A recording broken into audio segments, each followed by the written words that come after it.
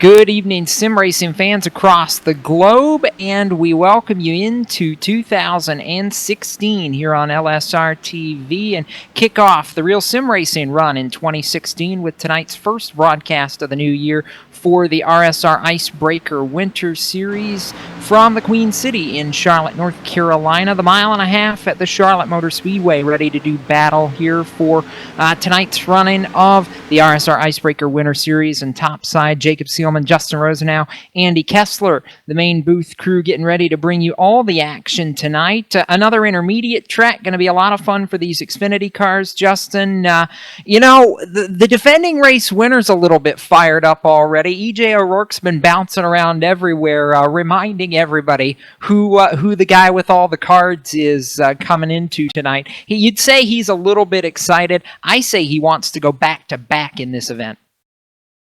Well, that's no doubt, E.J. O'Rourke, no stranger to victory lane. I mean, had a little bit of a rough year in 2015. Really could use a strong start to 2016. A great track for E.J. He really does well on these 1.5 racetracks, whether it's in the A car, the B car, or in the C truck, and he can really find himself in a position if he can nail his qualifying effort, but so far he's outside the top 10, sitting 13th right now on the board. And Andy, definitely a lot of different faces and, faces around this series that are looking to break into success here in the latter stages of this 10-race winter campaign. I think the story of the first half really was Chad Cole, and now I think the storyline shifts down the stretch as we look to crown a champion and look to see who will be that driver to break out down the home stretch. Yeah, and you definitely got to look at some of even the new faces like you talked about, guys like Daniel Eberhardt, who's had a tremendous winter series, both in the truck series, picked up a big win last Wednesday night, also winning the first race of the season here for the Icebreaker Series too. So you got to look at guys like him just putting up a lot of speed, putting down some wins, trying to make a name for himself, trying to get himself up into that RSR Full Throttle Cup Series, getting ready in February. So you got to look at guys like him. Austin Yarborough also, who's shown a lot of speed, just can't really close the deal yet. So a lot of new faces to the league that have really thrown their name out in the hat of guys to watch out for. But you can't take that away from any of the wily veterans we got here with Comstock and Vincent and DeBarro and all those guys that are here to also take some wins away and run for a championship. Yeah, and we've stolen a pro-level driver analyst for tonight. Thomas George not with us, but a face to the LSR-TV booth that joins us for the first time here in RSR action. Timmy Hill alongside us tonight. And Timmy, Charlotte, I know, is a track that you're very fond of on this service for different reasons, but it's a tough track to master for some of these guys who are rookies to the series and still trying to get their feet in the door here. Yeah, well, it certainly is. Thanks for having me on this broadcast here tonight. I really enjoy everything y'all do here at LSR TV. But Charlotte is a 1.5-mile racetrack. A lot of people say it's a cookie cutter racetrack, but this is one of the tighter corner of the 1.5 miles. So these guys have a bit of a challenge tonight. Talking to the drivers, I think this particular setup has a big restrictor plate on it, so we'll see a lot of wide open action here tonight. As the tires burn off, you'll see some lifting going on, but all in all, I think it'd be a tight race tonight. Looking at the qualifying times, you see a lot of close times. So this track could be a lot of good racing here this evening. And with that said, qualifying now over as the cars now hit the grid. We'll get your starting lineup right here and on the front row. Your pole winner tonight going to be the number 70 of Scott Eckridge, and is outside the 26 of William Hale. Row number 2 is going to find the 15 of Jeff Ward sitting on the 3rd spot, while outside of him, we talk about him a lot. He's a big veteran, lots of wins in the series, the number 14 of David Comstock. Dwayne Vincent going to be on the inside of the 3rd row in the 5th spot, and outside of him, the number 17 of Nicholas Orth.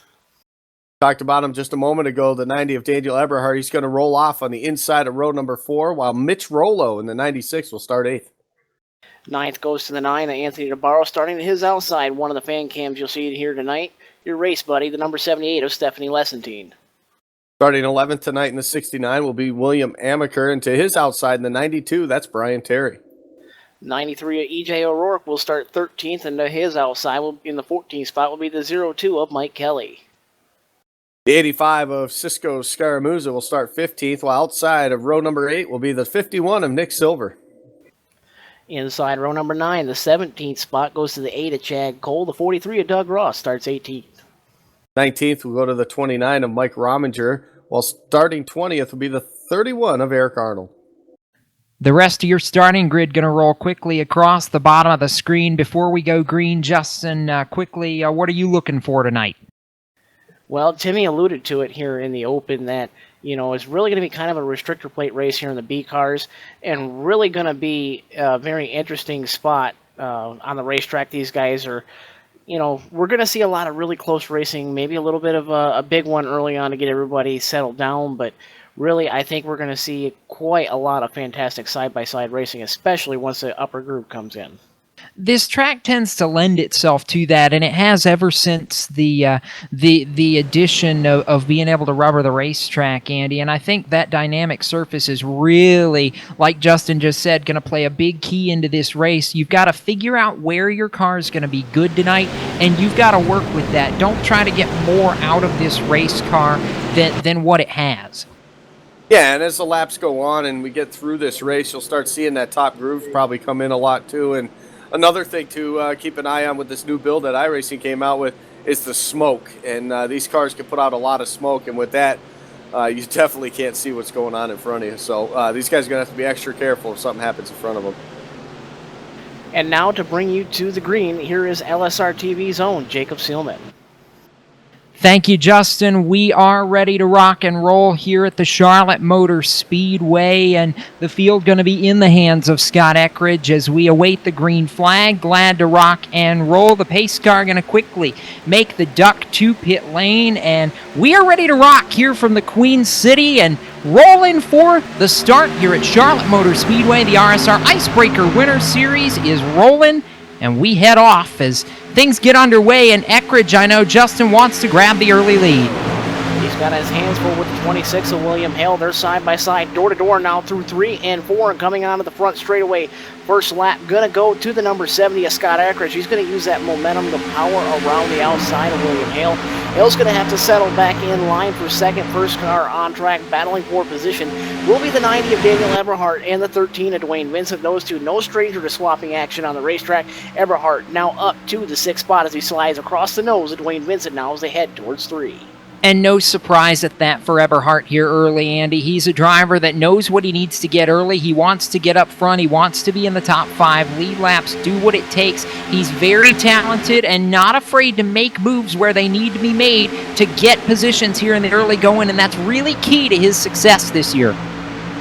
Yeah, it absolutely is. And you see him coming up on some traffic now. Comstock actually pushed up the racetrack right there off of turn number 2. And now the 15 to the inside, that's Jeff Ward. He's got Mitch Rollo in tow. Now Eberhardt's going to look underneath him. So Comstock falling early on here, Justin, as he falls back 3 spots. It looks like he's going to lose as Eberhardt now moves to his inside now, heading into turn number 1. Good battle side by side right here. Eberhardt, Comstock, they're side by side. These guys a little bit up ahead of them. The 96 of Mitch Rollo, the 15 of Jeff Ward. These 4 cars, throw them underneath the blanket. They're all single file right now for the moment, but these guys almost 3 wide at times. Battle for the lead right now. William Hale challenging on the inside of the 70 of Scott Eckridge, your race leader, has led all 4 laps thus far. Hale trying to dig deep, trying to get to the inside. He's got a nose on him, but can't quite do it. Whoa, and they almost touch. Hale had to back out of it. That's going to break his momentum. Eckrich to the lead, but Jeff Ward, he's now inside of William Hale for that second spot. Ward to the bottom of the racetrack as they go into turn number 3, trying to bring the 96 of Mitch Rollo along for the ride. It's going to be Ward clear for second off turn number 4, not quite. Hale trying to fight back on the outside. Now Mitch Rollo makes the move for third. He's going to have the advantage, and Ward going to be through and clear in turn number 1. Hale trying to slide down on Rollo for third. He barely makes the maneuver and crossover down the back straightaway for second. Hale digging deep on that back straightaway, looks to the inside in 3. He's got a nose. He's clear of Jeff Ward. Move Hale back up to the second spot. Ward's got to think about it because the 90 of Eberhardt's coming along the inside line. David Comstock going to be hung up to dry on the high line. And as I say that, Mitch Rollo dives to the inside of Jeff Ward for third. And that's an aggressive move for Mitch Rollo here early on in the race, Andy, especially since this is a driver who's not running for points in the Icebreaker Series. He just wants a race victory, and Rollo, very good at this racetrack, has nearly won 2 RSR Full Throttle Cup Series events at this racetrack, and he's trying to add an icebreaker win to that tally and finally get the monkey off his back. Very strong run in the early going. Yeah, you're going to get that with these fresh tires for the first 5 to 10 laps. These cars are really going to feel almost invincible until they start getting some tire wear underneath them. Then you'll start seeing them push up. You'll start seeing these guys separate. But that battle for that 4th spot right now is a good one. With Comstock, he fell back a few spots early on, but he's been able to really make that outside lane really come into play right now as he's able to clear Jeff Ward off of turn number 4, move him up another spot now. So Comstock back up to that 4th spot, out in the high side here early on. Yeah, he is. And Timmy, that's something that we're going to see kind of evolve throughout this night. You're going to start to see who's good on top, who's good on the bottom, who can make moves. And I think what we're seeing right now is these guys are trying to find out really quickly what they've got. But William Hale had a really scary moment, almost lost it, and I think he's going to give up second right here.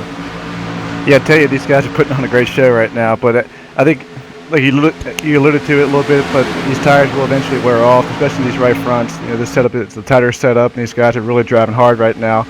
It'll make it very tough to end up passing on the bottom. So you see these guys get too wide right now. Then the guy in the second group, he's holding these guys off. And I think as the run goes on and on, you will see that the second group will be the place to be, and it'll be tough to pass on the bottom. But these guys are doing a great job. These guys are driving hard.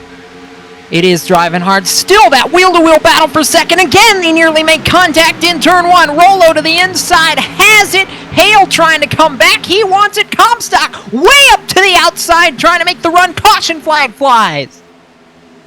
One car slow on the bottom there in turn number 2. We'll get the number for you here in just a moment. I hear that's 31 of Eric Arnold, the Navy Nuke. He finds the first caution flag of the night here on lap number 11. And again, puts underneath the Service Master Clean caution flag for the first time tonight. Yeah, it looked like they're just flat out lost it himself. Entered into the corner a little high. It looked like as he turned down into the corner, just the back end kind of really just got out from under him. The 83 right there kind of just helped him along as he went through. That was Adam Benefiel, but there was nothing much Adam could do at that point. The 31 was already starting to turn, so tough break right there, but really a self-spin for the 31. So under caution early here with about 12 laps complete, the question now arises, and I'll give it to the driver. Timmy, do we see everybody come down for tires this early or not really? I tell you, if it were me, I'd come down and take 4 fresh tires. And I think you'll see the entire field come down pit road, and as we look now, it looks like the entire field is coming down pit road. And these tires are very important, especially like you said, when everybody is so close in times, you need the extra edge, so you won't see anybody take 2 tires at this point in the race. To the pit road, Andy, Scott Eckrich leading the party down. He's led the whole way so far. Yeah, he has. So you're going to see him get 4 tires, and we just heard Timmy say nobody's going to take 2, but I got to say, there's got to be at least one person that's going to probably try it here. We see it week after week, somebody trying to get the advantage, especially someone a little deeper in the field. Doesn't look like possibly the 93 maybe would have taken 2, but we'll take peek at that as we go. Mitch Rollo able to come out third. Scott Eckridge, though, won the battle on pit road, won the battle off pit road, so a great job by him and his crew. Under caution, working now lap number 13, and I think it gives us, Justin, a pretty good chance, and we'll see if we can't catch up with our in-race reporter and defending race winner, E.J. O'Rourke. I mean, we talk about it the whole night. He's been really fired up, and let's see if we can't dial him up on the radio, shall we? Sure, why not? E.J. O'Rourke, this is Justin Rose now inside the Inside Sim Racing broadcast tower. Do you have a copy? I got a copy. You took 2 tires there, man. I know everybody else seemed to took 4. Is this a strategy call to find out what you can do late in the race? Yeah, I'll tell you what, I'm going to Hornet's Nest back there in 15th or so, and I know how to get around this track. It's one of my favorite tracks. I'm the defending winner of this race with the Gary Mercer Trucking Chevrolet, so hopefully we can repeat that. I just didn't want to be back there in 15th. It's a wreck waiting to happen. I'd rather see what I can do on 2 tires up here early on. Still got a long way to go. Certainly seems to be the thing to do. Get out front, get in the clean air. I know it's a long way to go and a short time to get there. It seems like with everybody making these moves like that, we'll let you get back to it here as we're 1 to green. Thank you. And Jacob, I gotta say, these guys, a lot of action, a lot of slicing and dicing there early on. Really a lot of action-packed laps, especially for the first 11 there. Well, what a show already. Oh, it's been a great show already. I'm definitely looking forward to it, and Scott Eckridge has led the entire party so far. But EJ on that outside with 2 tires, this is about to get really, really enjoyable on the restart for the Gary Mercer Trucking number 93 machine. I'm not convinced it's going to work out, but we'll find out. The American Ethanol Go Zone, and Scott Eckridge is gone. Green flag flies, and this American Ethanol restart puts us under green with 14 laps complete. The battle's immediately on for second in turn 1. O'Rourke nearly gets a tap from Mitch Rollo, settles into second. How long can he stay there? Going to have to see if there's going to be a penalty, as he did switch lanes before the start-finish line, got right down in front of the 96 of Mitch Rollo, shut the door pretty hard on him. First battle for position on the racetrack will be the 90 of Daniel Eberhardt, trying to get around, and does the 15 of Jeff Ward. Warren on a steady slide backward after the drop of the American Ethanol green flag. Now has his hands full with the 9 of Anthony DeBarro, as that's a battle for 8th spot. It's a battle back around 8th, and that's where the Hornets are really starting to buzz. Dwayne Vincent, Jeff Ward, Anthony DeBarro, Stephanie Lessentine, that battle right in the back half of the top 10. And I really like a move just outside the top 10 right now, back around the 13th position, the 51 of Nick Silver. Andy on the way forward. This is a driver that's passed a ton of cars in the last 3 weeks, just hasn't had any finishes to show for it. Big trouble at turn 1, big wreck. Stephanie Lessentine's involved in the 78. It looked like a whole bunch of cars right there. We're going to have to really check that one out again as we hopefully can get the replay up here. But, man, that all started around the 9 of DeBarro. He got hit the apron, it looked like, off of turn number 4, got loose. It caused everybody to go 3 wide. And when they did that and get into turn number 1, there just wasn't any room right there. It looked like the 69 of William Amaker made some contact with the 78. That sent her up into the wall, into the 9 of Anthony DeBarro, and then that just collected everybody right behind them. Big caution puts us back slow with 17 of 130 laps complete. Gives us time to step away for a few minutes here on LSR TV. We'll be back with more right after this, but right now it's been all Scott Eckridge out in front of the field from Charlotte Motor Speedway. You're watching LSR TV, the voice of sim racing. What it looks like, being the best, what it looks like to be a cut above the... Our research shows drivers won a league with no cheating, kids wrecking me, admin favoritism, multiple fast repairs, intentional wrecks.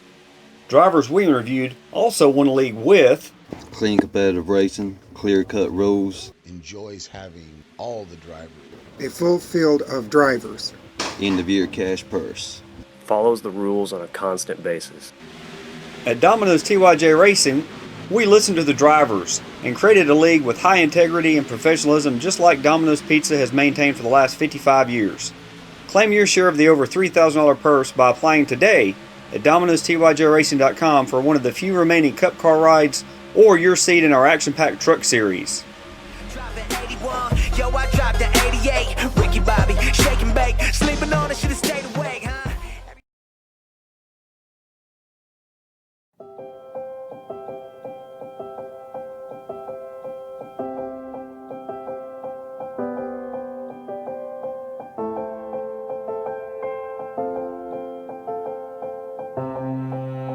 Trucking has always been a part of me.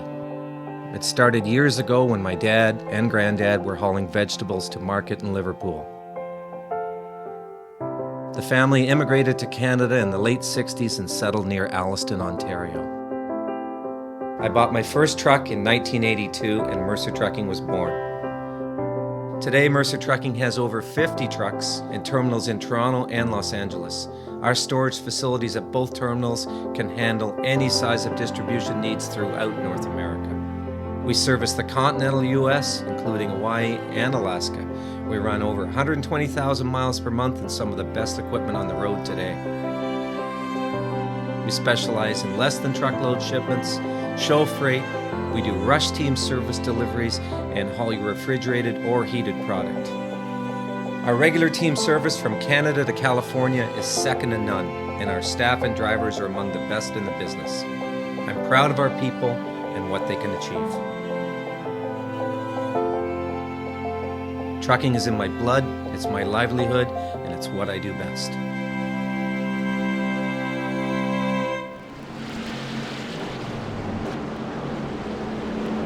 We're back here live at Charlotte Motor Speedway for the Icebreaker Winter Series event. The B cars here running at Charlotte Motor Speedway tonight. 130 laps on the docket for tonight. We're working lap number 20, about to complete it as they come around the field this time. Just had a huge caution right there, Justin. And I'll tell you, I know you were working on a list of cars. How many did you get in there?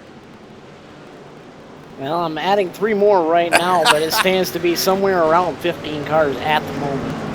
Yeah, that's when you talk about 39 drivers taking the green flag here tonight, that's a tough break right there when you got almost a third of the cars already out, or at least with a lot of damage on that second caution we had. We know we have only had one car so far actually pull it behind the wall. That was the 78 of Stephanie Lessentine. The other cars are on pit road trying to get this thing, trying to get their cars somewhat back into race shape so they can at least get out there and try to get as many points and positions as they can, because we still got 37 cars on the lead lap currently as they run right now, Jacob.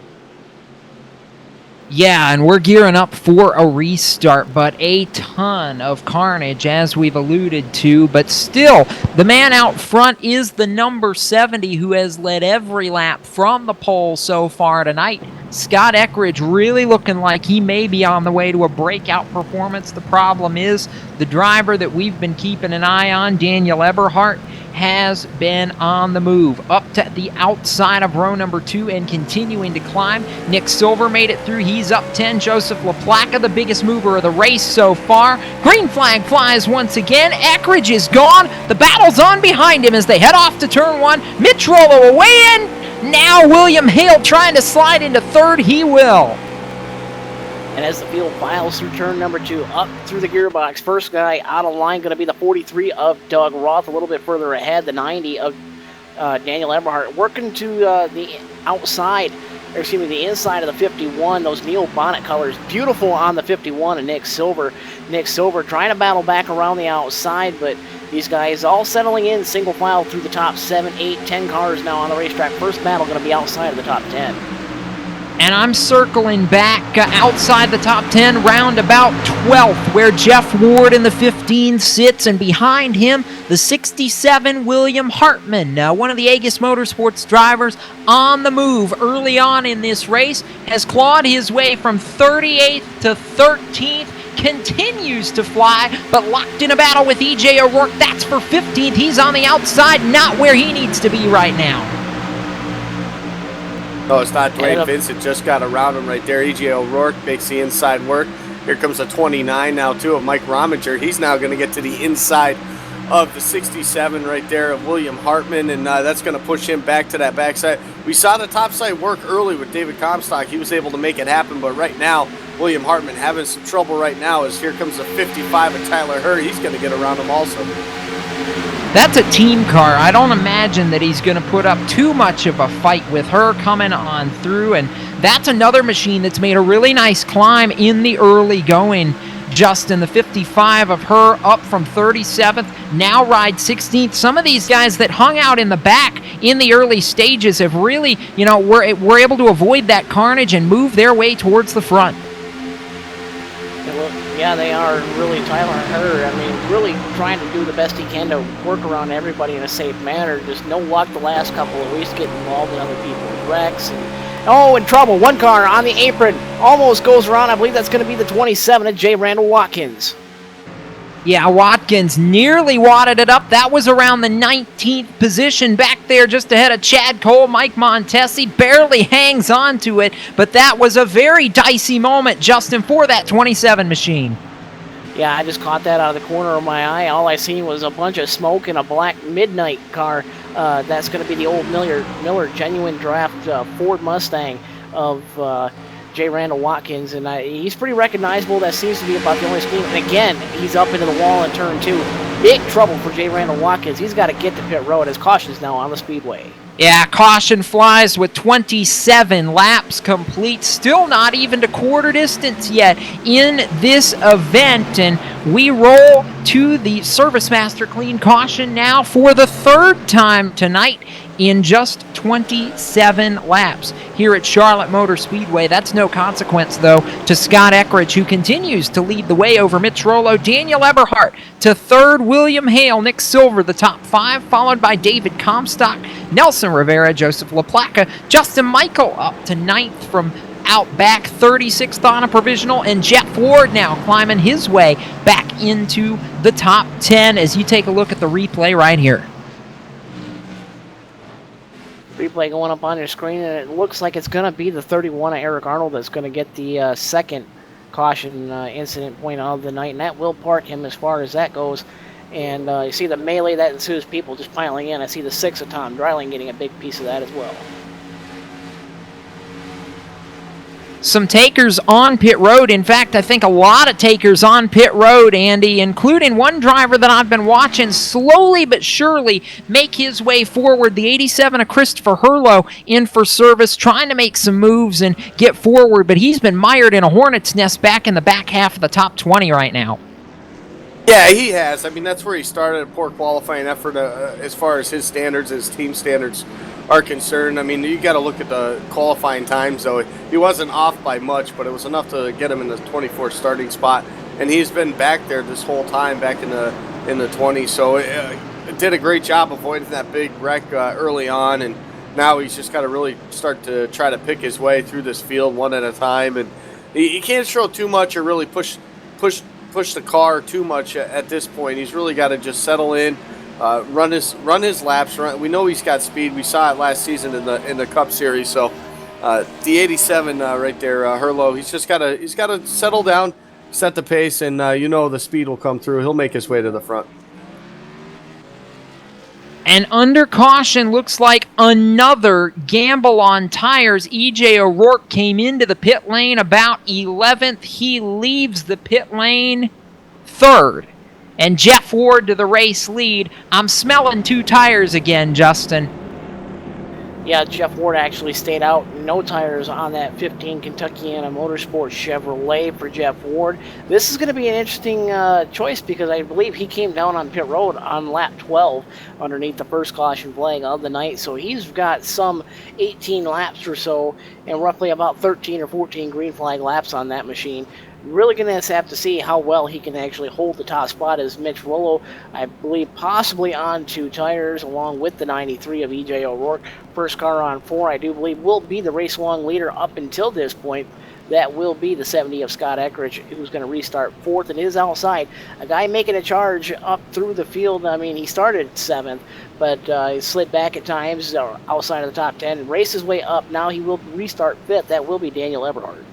Yeah, and behind him, the guy that I'm really watching make some nice moves early in this race is the 3-car of Justin Michael, one of our provisional drivers, 36th, and he rides inside the top 10 now under caution in that Chevrolet Camaro. Has done a really nice job making moves, Andy, and really has put that car by far and away in position to do something really good here through this second quarter of the race. Oh, most definitely. And we talked about what Chris Hurlow needs to do, take his time and get through the field, pick them off one by one. That's exactly what Justin Michael did this first little stint, first 30 laps of this race. Obviously, avoiding the wreck, that he was able to make up a bunch of spots there. His crew's done a nice job. He's made up a couple spots each time coming down pit road. So far, everything's going really nice for Justin Michael, and obviously he's got the speed to run up front with these guys, so it'll be interesting to see how much further he can climb up the ladder here from that 10th spot, but a great showing so far from the 36th starting spot.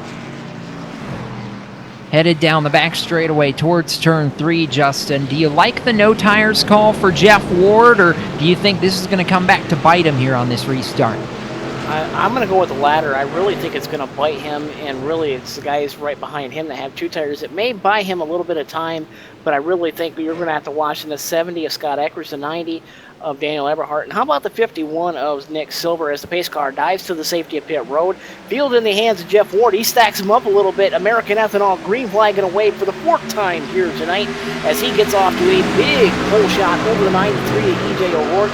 96 of Mitch Rollo going to come down. Oh, it squeezes him tight. Almost big contact. Almost had one car go around. Rollo very severely closed the door on the EJ O'Rourke machine as the 90 of Eberhardt gets around the 70 of Scott Eckridge. If O'Rourke doesn't back out right there, Mitch Rollo goes around in turn number 1 in a very big way. Somehow, they managed to sort it out. Top 10 goes single file really quickly, but now you're seeing the accordion effect. Jeff Ward only a car length out in front of Mitch Rollo, and the battle for the lead going to rage back to turn number 1. Rollo running a half groove higher through the entry to the center of the corner, but the man on the move is the battle for 3rd. Down the back straightaway, Eberhardt making the move to the inside. Going to be on board Mitch Rollo looking up towards Jeff Ward, but right behind him, the 90 of Eberhardt's charging along with the 70 of Scott Eckridge, trying to get around the 93 machine of O'Rourke, the 51 of Nick Silver trying to join that party as well. The 14 of David Comstock in that Monster Energy Chevrolet trying to do that, and as I say that, battle for the lead, Mitch Rollo to the inside of Jeff Ward. This is going to be a short-lived battle as Mitch Rollo to the point out of turn 2. Not even a battle. Rollo to the inside, going to take the preferred lane, and no amount of momentum is going to be enough for Jeff Ward to hold off that 96. Rollo to the top spot here on lap number 34, takes the lead for the first time. He may not keep it very long, though. Here comes Daniel Eberhardt from 3rd to going for the lead in turn 1. Eberhardt won last week's Outlaw Truck Series event at Texas. No stranger to doing well on a 1.5-mile racetrack, trying to use everything he can, trying to shoot the gap between the 2 race cars, but Jeff Ward battling back on the high side. Those 2 cars wheel to wheel in turns 3 and 4 as Eckridge and Eberhardt battle right behind them. 4 cars underneath the blanket as on the front. Oh, in trouble! Eberhardt around, flipping wildly down the front straightaway. Caution flag flies, and that started so quickly off the exit of turn number 4 that you barely got a sense for what exactly happened, but the fastest car on track now in trouble. You'll get a look at it here. Eberhardt, a wild ride. Yeah, that was a crazy ride right there for Eberhardt. Just flat out, I mean, just ran out of racing room. The 2 make contact there through the dogleg in the tri-oval, and that's exactly what you have. Just not giving each other enough room up at the front of the field is what I'll call that. Definitely nothing as far as anybody's particular fault. It just a flat out racing hard, and this is such a. I'm sure Tim can address this a little bit. It's such a fast racetrack that when you're coming up on these guys, you can't really. You really don't have any time to react to something like that, as far as guys pinching each other like they do. When you're racing so fast, this track just carries so much speed. Yeah, I tell you, I mean, things happen extremely fast, especially on these 1.5 miles, and it's a shame because I felt like Eckridge and Eberhard were probably the two best cars. At least they were at the beginning of this race. But obviously now they both have heavy damage and are non-factor now. But things happen so fast here at Charlotte. They're just trying to work their way around some slower cars who took track position, and unfortunately they were a little too impatient, and it didn't work out for them. So you see two cars extremely damaged, and unfortunately these guys their night is already over.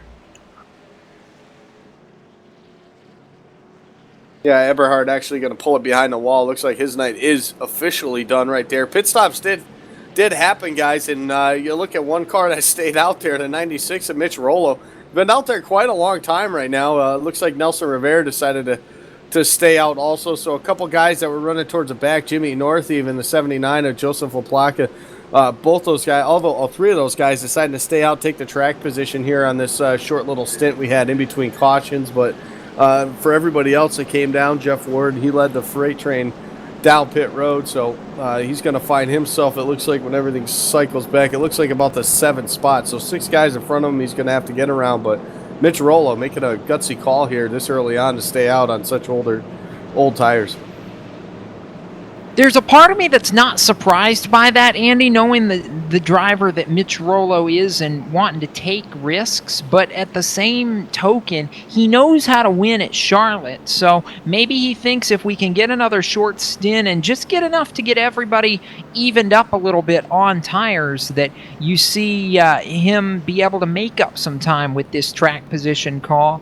And it's going to be interesting now because, Justin, as you just mentioned to me a moment ago, now you really have to ask yourself who the best cars in this race are. And I know your eye on the 51 of Nick Silver, the 15 of Jeff Ward. I'd throw the 96 of Mitch Rollo in here just knowing his past pedigree at this racetrack.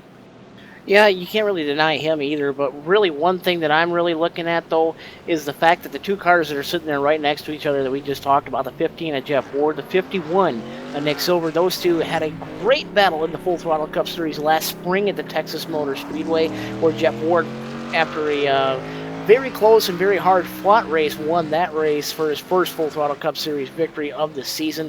Nick Silver, that was his best finish of the year, coming home second. And for Nick Silver, you have to think, at a track that's very similar to Texas, can he actually exact revenge here in the B car, and can he get around Jeff Ward, who's done nothing but dominate the mile-and-a-half so-called cookie-cutter tracks on the RSR series? That is the question, isn't it? We're rolling down the back straightaway, and how about the entirety of Boomtown Sim for this, Andy? The restart, and all three of them now have managed to avoid the carnage, and we talked about being methodical. They're all in the top 6. They are, but guys like DeBarro and Hurlo, they're going to have to watch out for all those guys behind them on the fresh tire, so it's going to be interesting to see those guys, how they battle this, or how they try to survive up here in the top 10. As far as Mitch Rollo, I think he's got a little bit of cushion, for at least for now, if he can get a decent restart. We work off turn number 4. We're going to get a restart with 39 of 130 complete in this race. Mitch Rollo to the green flag. David Comstock way to the inside. Maybe got a shot from behind and had to really do some fancy driving to hang on to that Monster Energy Chevrolet Camaro. They stack up. Mitch Rollo gets away with a big lead, and everybody scrambling for second behind him. Advantage 79. Joseph LaPlaca off 2. As the 9 of Anthony DeBarro tries to slide up the high line, the 15 of Jeff Ward, the first car on 4 fresh tires. He's going to go to the inside and make quick work of DeBarro. Now looking at the inside of LaPlaca. Can he get a 2 for 1? No, he can't, but he is door-to-door with LaPlaca on the front straightaway as these guys battle hard for second, and 87 of Christopher Hurlo right behind them has to fend off the 14 of David Comstock, who's going to try to go and do it the hard way. Around the outside, the Earnhardt line around this fast mile-and-a-half speedway at the Charlotte Motor Speedway, and he gets it done. Move Comstock now up inside the top 6. Yeah, that's just going to put now Hurlo on the high side with the old tires, and that's going to bring the 26 of William Hale now to the inside. You got the 54 of Austin Yarborough. We haven't talked much about him except for the beginning of the race, talking about how much speed he's shown during the course of this Icebreaker series, and right now he's starting to make some moves right here with the fresh tires. He looks to the inside of William Hale. That's a battle right now on track for that 7th position here as they enter turn number 3. Top side, though, looks like it's going to prevail for Hale as Yarborough. He slides back just a bit. Now Herlo still trying to fight on that outside, but it ain't going to happen. Yeah, and Herlo's going to have to watch out because the Full Throttle Cup Series champ Dwayne Vincent in the 13 Parker Store Chevrolet, he's working to the inside of the 87, trying to bring along the 51 and Nick Silver and those Neil Bonnet Country Time Lemonade colors as well, as Dwayne Vincent goes all the way down just about to the apron on the back straightaway. He's going to clear the 87 and a little bit further up ahead. We got a battle going on right now between the 9 of DeBarro and the 7 of Nelson Rivera for the 4 spot, and DeBarro going to take that 4 spot away as Comstock now in Rivera for 5th. As all that's shaken down, we're going to have a battle for the lead off of turn number 2. It's not going to look very pretty for the 96 of Rollo. He pushes up off of the corner right there. That's going to leave the inside open for Ward. Ward now going to take advantage of that. He's got him clear in turn number 3. Off turn 4, new leader, Jeff Ward, back to the point. Mitch Rollo, he's got a pretty comfortable lead to the 3rd spot of Joseph LaPlaca, about 10-12 car lengths now as they enter back into turn 1. So Jeff Ward back to the lead here early on at Charlotte. Ward trying to go around Rollo with authority and did so, but Rollo, to his credit, on 2 tires, hanging very tough with the race leader of Jeff Ward. A little bit further behind them, 26 of William Hale, trying to look to the inside of David Comstock as well. Oh, trouble, 1 car around. That's going to be the 51 of Nick Silver, and that's going to bring out the 4th caution flag of the night, and that's going to spell trouble for Nick Silver as he was really trying to fight back to the field after that restart. Yeah, the Country Time Lemonade machine, though, not able to make it happen and brings out the Service Master Clean caution for the 5th time in tonight's race with 45 of 130 laps complete. Also affords us a chance to take another break here on LSRTV, our second of the evening, and Jeff Ward out in front over Mitch Rollo. Those two, the class of the field here, as we're a third of the way through from Charlotte Motor Speedway. You're watching Live Sim Racing TV, the voice of sim racing.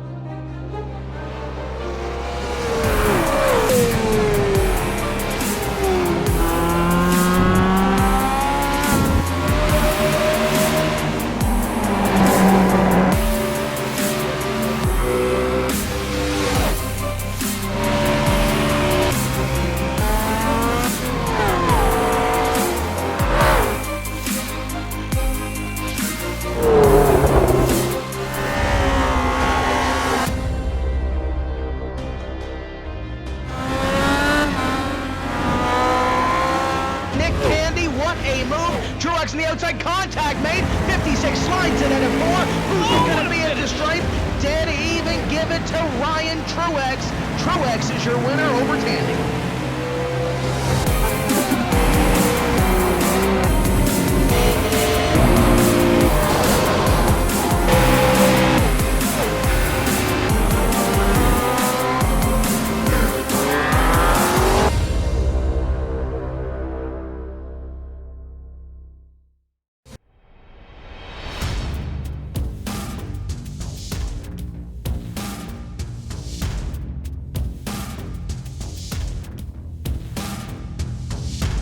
Monza is a very historic track. It's been around since the 20s, and it's gone through several permutations since then.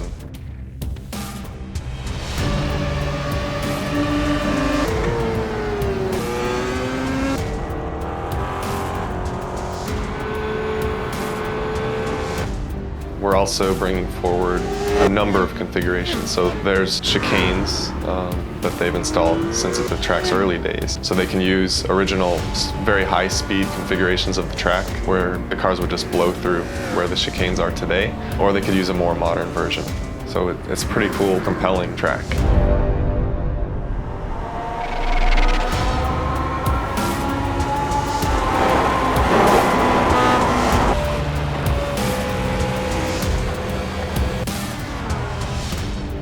The unique thing about Monza is it has a road course, but it also has a high-speed oval, and that high-speed oval can be run by itself.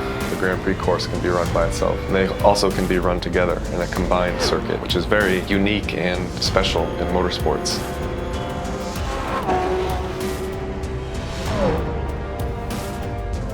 This was one of the more challenging projects that we've undertaken. It was essentially building 2 tracks in one. It took a lot of time and a lot of care was put into it, but we're really happy about the end result, and we think that people have a lot of fun driving it.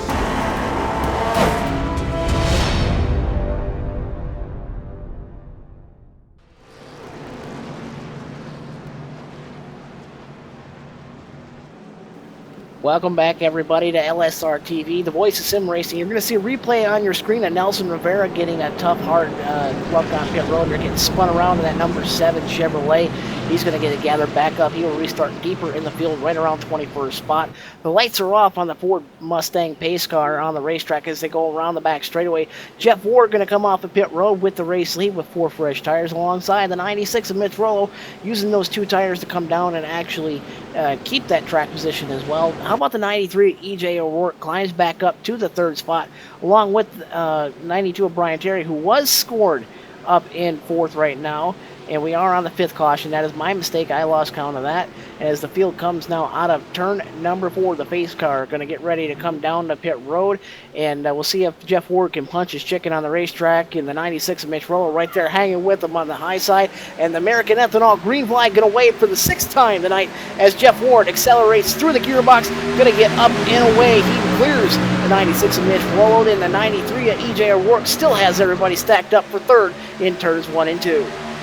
The Kentucky Bandit down and away. Mitch Rollo right on his heels, trying to go 3 wide off turn number 2. Dwayne Vincent thought about it and quickly thought better of it. The Parker Store Chevrolet, though, making another daring move into turn number 3. The Full Throttle Cup champ ready to move. He's inside of Joseph LaPlaca. He is all the way now, I believe, inside the top 5 as they cross the stripe. Takes over the 5th position and is not done. Moving for in on Comstock now. Vincent wants a little bit more. He's trying to bring the Storm Motorsports Camaro of William Hale along for the ride. That white and blue machine on the run, and Hale having a really solid run after qualifying P2, hovering solidly inside the top 10 and actually taking a peek on Vincent now for that 5th spot. A little bit further behind them, the 87 of Christopher Hurlow, the 79 of Joseph LaPlaca. Those two trading paint a little bit. They rubbed doors on the back straightaway, and Hurlow actually shut the door pretty hard on the 54 Austin Yarbrough as they're almost 3 wide now out of turn 2. These cars 2 by 2 on the back straightaway as everybody starts to single out behind those two. But Yarbrough really trying to slice and dice, and he's looking to make it 3 wide now out of turn number 4. That's a tight place to do it. I wouldn't do that if I were you, Austin, as he settles back into line, thinks better of it, tries to go and choose the high line as LaPlaca and Hurlow still door-to-door there for the 6th spot.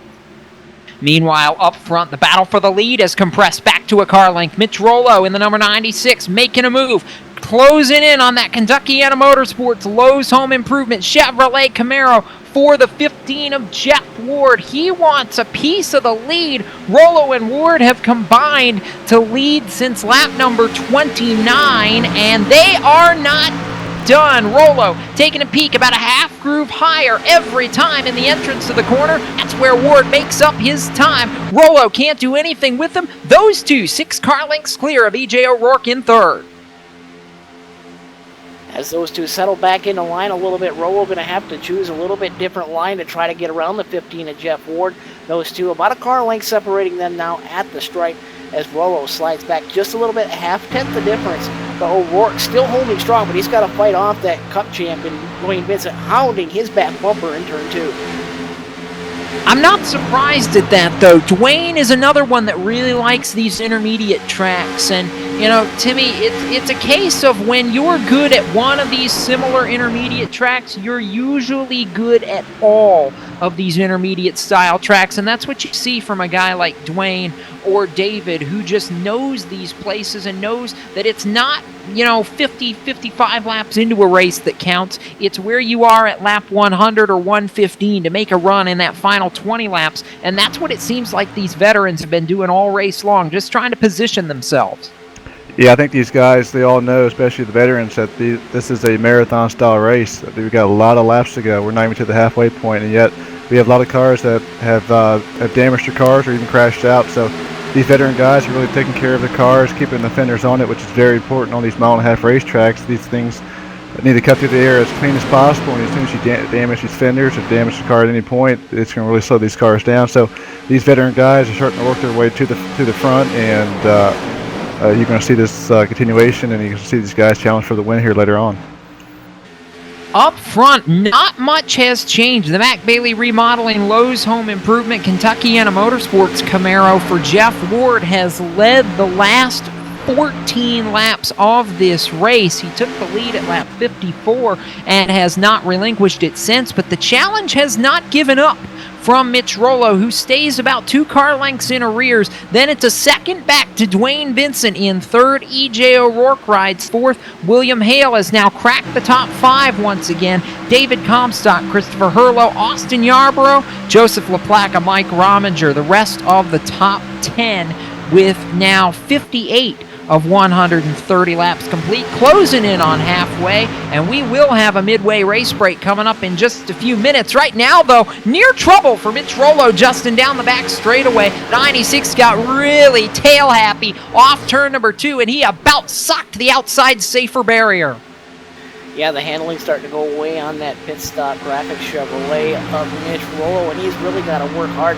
He's running about a half a lane higher than Jeff Ward does. This Ward almost down to that white line, and Mitch Rollo usually runs about a half lane higher, so almost a full lane off of that white line, and that's really trying to do what he can to keep those right rear tires cool on that machine. And as the gap's really starting to opening up somewhere in the neighborhood of a half a second, roughly around 10 car lengths now. The gap is Jeff Ward crosses the stripe, put 60 laps in the books in this race, and Mitch Rollo slowly starting to gain time back. He may have found something. That upper groove may start to be coming in as we near the midway race break. Yeah, 60 laps complete right now. When we're going to take a quick break, actually, and when we come back, we'll take you through that midway race break. Right now, though, Jeff Ward, the Asphalt Assault Series champ in 2015, showing his mastery at these Xfinity-style race cars, leading Mitch Rollo, Dwayne Vincent, E.J. O'Rourke, and David Comstock here at Charlotte Motor Speedway. And from the Queen City, you're watching LSRTV, the voice of sim racing.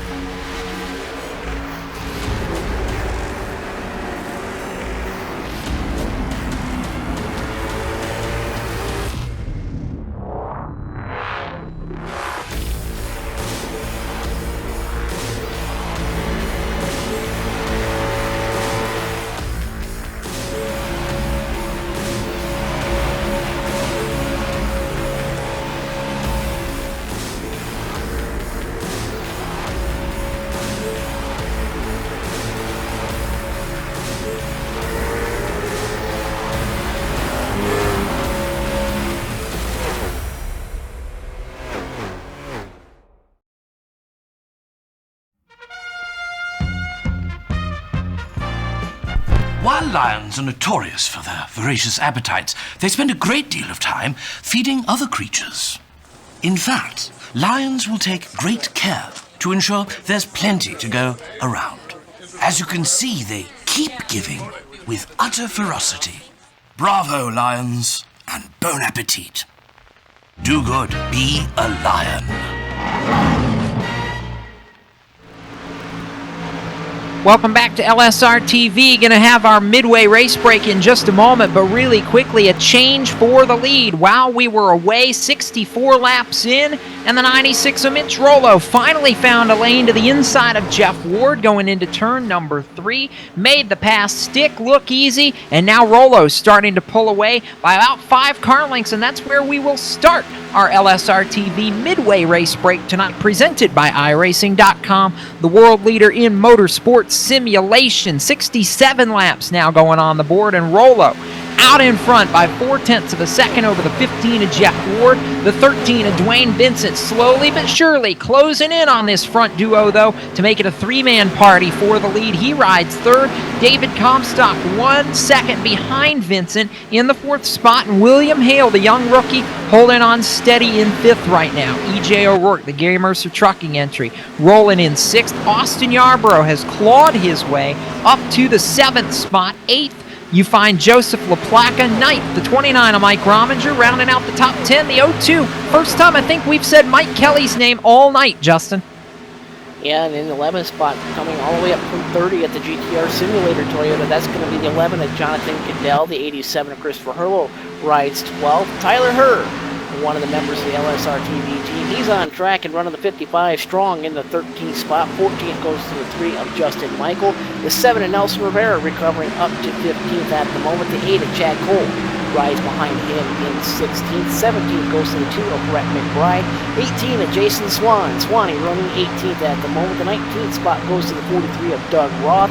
And the 9 of Anthony DeBarro riding on track in the 20th spot. 21st right now in the 91, that's Greg Olmo. The 84 of Jimmy North is running in that 22nd spot. 23rd on track right now is the 17 of Nicholas Orr. 24th, last car on the lead lap right now, is the 5 of Dan Murray. Brian Terry, first car laps down. He's 2 laps down in the 25th spot. 26th right now on track, Cisco Scaramuza. The 70 is Scott Eckridge, early leader in this race, involved in that wreck with Daniel Eberhardt early on, is sitting 27th now, 7 laps down. 28th right now, Nick Silver. He is off the track in the garage currently, probably not going to come back out. Matt Lacrosse also in the 29th spot, and 30th right now is the 33 of Dale Rentz. Yeah, all the rest of these cars are as well out of this race. 31st, the 67 William Hartman. 32nd, the aforementioned Daniel Eberhardt. 33rd, William Amaker. The Navy Nuke, Eric Arnold, rides 34th. 35th, scored Mike Montesi. Adam Benefiel, 36th. J. Randall Watkins, 37th. Tom Dryerling, 38th. All those cars involved in the huge lap 27 crash, and 39th and out of this race after being involved in our first caution of the night, Stephanie Lessentine. That's a look at your Ford Performance full field rundown now with 72 laps on the board. Ford, an official partner of iRacing. And Mitch Rollo still the leader of this party, Justin. 73 laps complete this time. We're rolling steadily into the second half. He may well have a new challenger, though, soon. While we were going through the full field rundown, Dwayne Vincent was rolling his way to second. And that Parker Store Chevrolet just caught a piece of the turn 4 wall this last time by on lap number 73. That may be something to watch on the Parker Store Chevrolet entry of Dwayne Vincent. And I'm going to have to see if he's going to keep that momentum handled up, because it looked like he got tight, then loose, and then the right rear just ever so slightly edged that turn 4 wall. As Jeff Ward going to start to edge right back in, and no visible body damage at the moment. So Mitch Rollo still out front by just over 3/4 of a second over that 13 of Dwayne Vincent. Yeah, 75 laps complete, 55 laps to go when they get back to the start-finish line, and it's 4 RSR Full Throttle Cup Series veterans in the top 4 spots. Rollo, Vincent, Ward, Comstock, all making it known that the veterans still run this party as they cross the stripe, and we got a lot of action going on right now. Yeah, good battle going on. Austin Yarborough and Jonathan Goodell really swapping spots here over the last couple laps. Keep giving each other the crossover move. As look at Goodell now off of turn number 2. He's going to go right back at it again now, side by side with Austin Yarborough down the back straightaway. These guys have been trading it off of each corner, off of turns number 4 and 2. The last few laps right now is Yarborough trying to hang tough on the outside. Gets a pretty decent run with that momentum on the outside. He's going to get pinched up there by Jonathan Goodell. Cadell, though, still hanging on to that position right now. That is a battle for 7th on the racetrack. Yeah, and that's wheel to wheel all the way around this racetrack almost. Now, though, Jonathan Cadell in that GTR Simulators Toyota Camry going to make the move and clear the Jack Daniels Camry of Yarborough. 2 Toyotas going at it, and Yarborough not ready to let this battle go to rest just yet. He drove right on the back deck lid of the 11 of Cadell and almost tried to stick it back to the inside. Now, though, gets a piece of the wall. Going to lose a ton of momentum off turn 4 and to the start-finish line. So Cadell now clear by 3 car lengths, and that is going to leave Yarborough to deal with the Exalta Chevrolet of the 02 of Mike Kelly, who's really done a nice job moving his way slowly and quietly forward. That's the battle for 8th position in turn 3. As Mike Kelly clears the 54 Jack Daniels Toyota of Austin Yarborough. Yarborough really kind of making no friends on the racetrack at the moment. Got the ire of Joseph LaPlaca, a little bit of the 11 of Jonathan Cadell, and now possibly the 02 of Mike Kelly, as Yarborough still on the radio voicing his displeasure with a few drivers at the moment, but he's got to pay a lot of attention because right behind him the 29 of Mike Rominger sneaks up in on the battle at the moment. So Yarborough making no friends on this 1.5 mile racetrack. No, and it's now a 4-car battle, Justin, as the 29 of Mike Rominger tried to stick the nose in there, and that's going to open the door for the LSRTV 2 Chevrolet. Tyler Herr trying to make the dive from 11th up to the 9th position. He's inside in turn number 1. Yarborough continuing to free fall, and how about the rookie making his move forward up inside the top 10? Yeah, and right there, what that is for Tyler Herr is the first part of the run really conserving his tires. And now it's really making up a lot of ground for him right now. So a good job by him. And I talked to him earlier before this race as he now makes the pass around Mike Kelly now for that position. That's going to push him up into that 8th spot. So a great job by Tyler Herr on the late run here, getting a lot of speed. And you see him just really pull away from the 02 of Mike Kelly right now. But I talked to Tyler Herr, and that's exactly what he talked about all race long, was that he wanted to conserve the tires the early part of the run. And he was expecting a lot more green flag runs. He finally has it, and now you see him into the top 10. So a great job by 55 of Tyler Herr. Great battle on the racetrack at the moment, just on the edge of the top 10. Austin Yarborough doing his best to hold off the 29 of Mike Rominger. Rominger going to try to run about a half a lane lower, looks to the inside of that Jack Daniels Toyota, and really going to try to drive hard off of turn 2, looking to the inside. Nothing yet there for Mike Rominger, as he's still trying to work hard to get around the 54 of Yarborough. And we continue to watch that battle intensify, heat up. Mike Rominger, one of the guys that has been making some moves and had some moves made in this run. Meanwhile, though, the battle for the lead starting to intensify a little bit. Dwayne Vincent closed the gap to Mitch Rollo down to 5 car lengths. He wants a piece of the lead, and we see this all the time. You won't see him in the first half of this race, and then Dwayne Vincent methodically closes his way forward. Yeah, we're on board right now, the 13 of Dwayne Vincent, as you see him really starting to close that gap like you talked about, down to half a second now, maybe even more as they enter turn 1 and 2 right now. And we got on the pit cam, we got the 93 coming down pit road, EJ O'Rourke, our in-race reporter. So he was running up in the top 10, decided to make his pit stop here on lap number 84. 02 of Mike Kelly's now called out. He's coming down pit road. The 55 of Tyler Herr also. It won't be too long. You see Mitch Rollo and Dwayne Vincent hit pit road. If they wait too long, guys, this is where you see the new tires really take into effect. And if Mitch Rollo and these guys stay out too much longer, when they finally make their pit stop, they're going to find themselves chasing these other guys for the lead. And it's really a conundrum, isn't it, Timmy? The whole game of when do you hit, how long do you stay out? It's hard to play that game perfectly, especially if you're leading, because your hand is almost forced by everybody behind you. It is, because the guys that are pitting so early, like the guys that are pitting right now, they're gaining so much time. I mean, these times are falling off half a second to a second, full second. And what you see is the gap when they come off pit road. It gets so large by the time that the leaders do pit. If they wait too long, the gap's too large for them to even make back up. So you can't let the competition behind you make big jumps on you. If they start coming, you got to follow right suit with them. 11 of Jonathan Cadell to pit road, as was this last time by Justin, the 15 of Jeff Ward. That's one of the key pieces to this puzzle that I think may decide who wins this race. Yeah, and he got in and out of his box very cleanly, so Jeff Ward with a clean stop for him. Going to have to see how strong his outlap is and where he will cycle through. But so far, as the 54 Austin Yarbrough laps him on the racetrack at the moment, going to have to see what happens as Jeff Ward now blends in. But the 96 of Mitch Rollo going to be the first of the 2 leaders to hit pit road, and he's very sideways getting down to that 55-mile-an-hour pit road. Ooh, Justin, I'm not so sure that he wasn't excruciatingly close to drawing a speeding penalty. I think he got it down there, but that was tight. Extremely tight, as he's going to hit his pit stall as the right side of that machine going to go up into the air. 2 fresh tires being slapped on that machine as the first tank of fuel goes into that. And as Jackman runs around to the left side is going up. 2 more Goodyear Eagle tires being slapped on that Chevrolet Camaro as he's down and away. Clean stop for Mitch Rollo in the 96.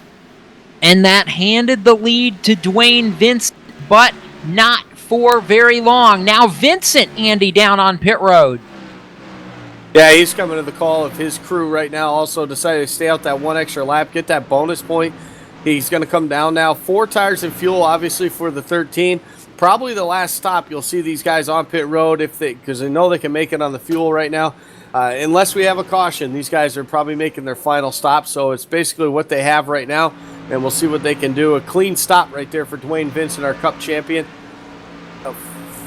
Both him and Rollo run at about 14.7 seconds on their pit stop, so clean stops for both of those guys right now. But you can see big trouble back straightaway. 1 car up into the wall, right around the leaders. The 70 machine, your early leader Scott Eckridge, got hard into the outside wall off turn number 2. Nearly collected your 2 front runners, David Comstock, William Hale, and Jeff Ward splits them both up the middle to get a lap back right here. It's chaos, though. When do these 2 now is the big question pit?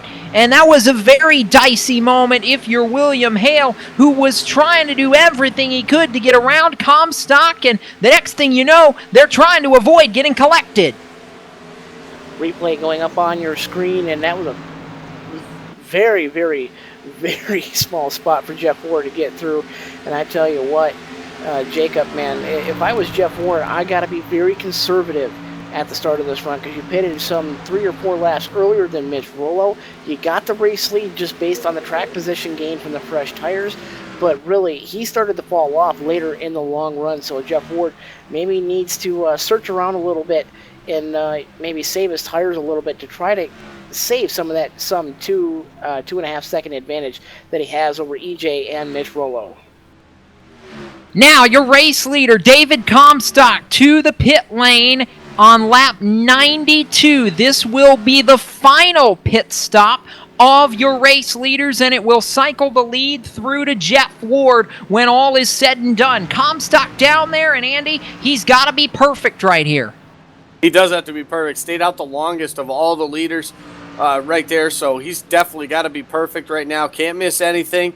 The guys that did come take tires, they were already making laps around him, so he's going to have a tall order to try to catch these guys in the final 35 laps of this race. So it's going to be tough order for David Comstock, but he will have the fresher tires as this thing goes on. So we'll have to see how things shake out, where he's actually going to end up and how far off of the lead he will be once everything cycles through.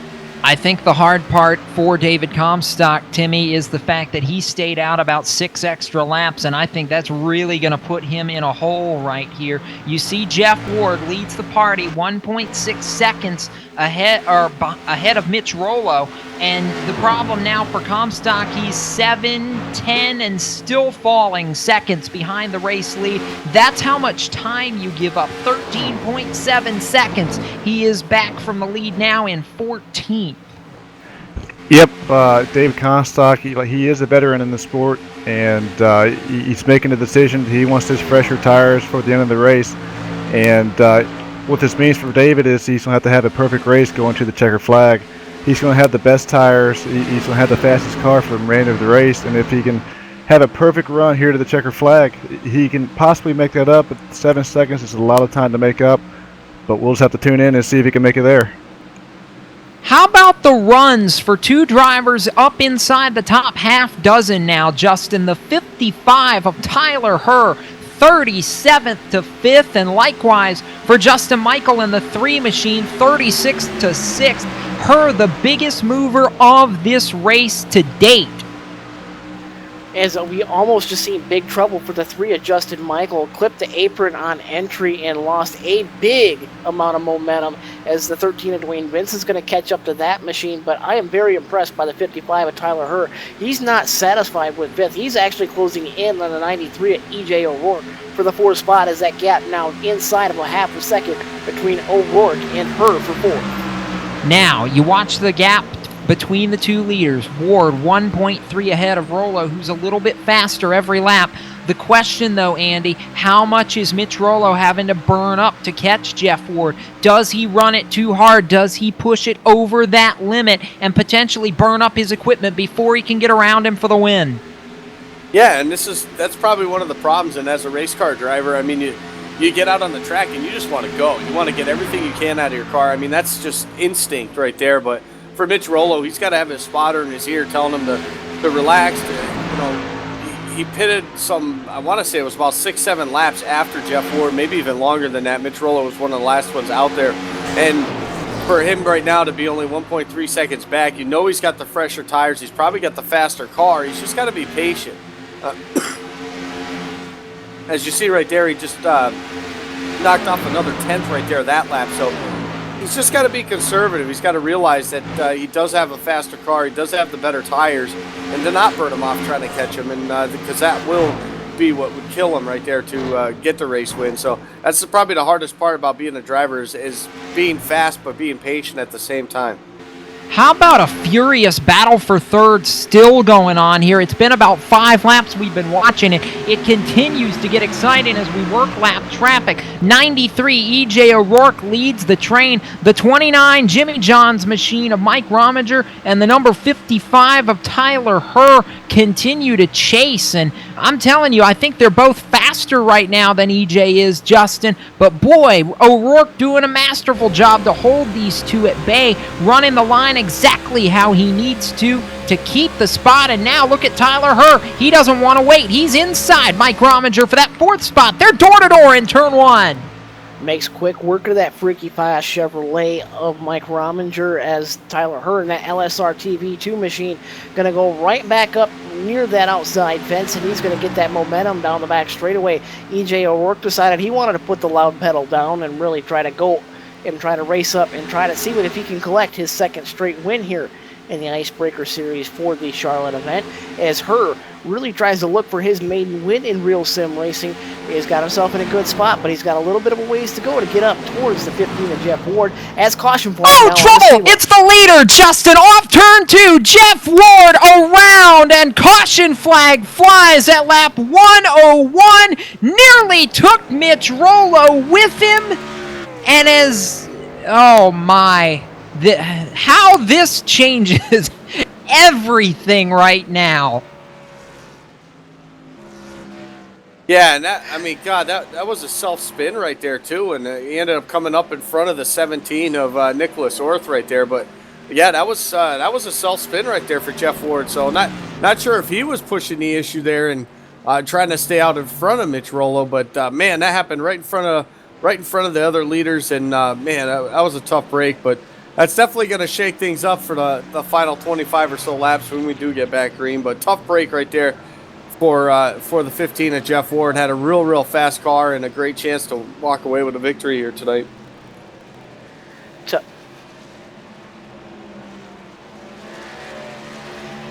And as we sit here and watch the field getting ready to come down for what will be probably the final stop of the night, unless another caution flag waves, you're going to see Tyler Herr be the first of the top 4 or so to hit his pit box.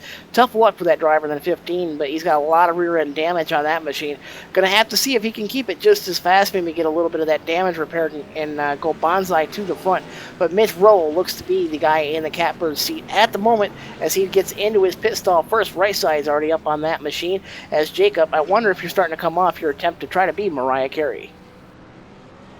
I'm not even going to go there. Rollo down and away. EJ O'Rourke, maybe maybe going to beat him off pit road. He does.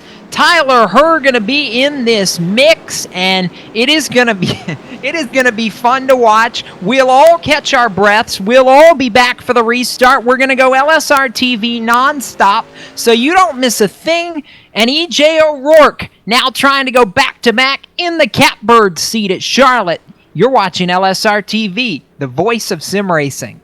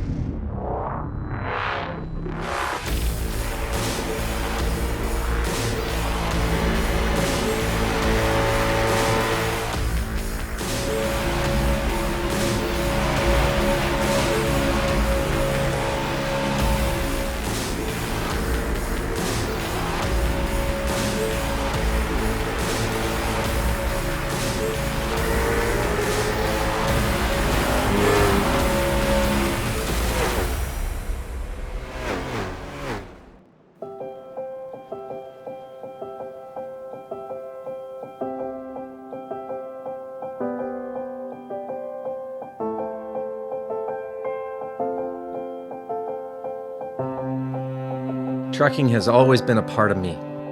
It started years ago when my dad and granddad were hauling vegetables to market in Liverpool. The family immigrated to Canada in the late 60s and settled near Alliston, Ontario. I bought my first truck in 1982 and Mercer Trucking was born. Today, Mercer Trucking has over 50 trucks in terminals in Toronto and Los Angeles. Our storage facilities at both terminals can handle any size of distribution needs throughout North America. We service the continental U.S., including Hawaii and Alaska. We run over 120,000 miles per month and some of the best equipment on the road today. We specialize in less than truckload shipments, show freight, we do rush team service deliveries, and haul your refrigerated or heated product. Our regular team service from Canada to California is second to none, and our staff and drivers are among the best in the business. I'm proud of our people and what they can achieve. Trucking is in my blood, it's my livelihood, and it's what I do best.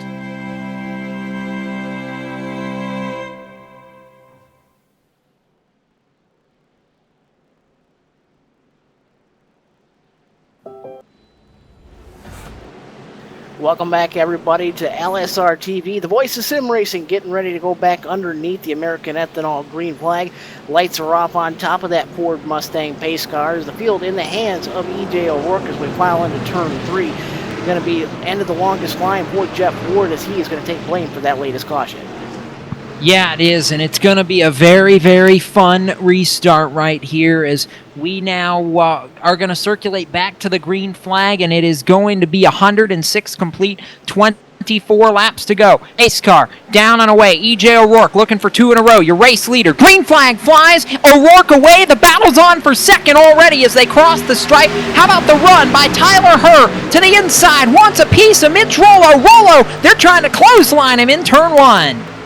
Rollo tried to shut the door on her and almost bought the farm with doing that. And slow, big trouble almost goes to the inside, almost clipped the outside quarter panel to 55 of her. Those two door to door now in turn 3, as I'm sure Rollo not going to be very happy, or her either way. Those guys going very hard at it as Dwayne Vincent now looks to the inside of her for that 3rd spot.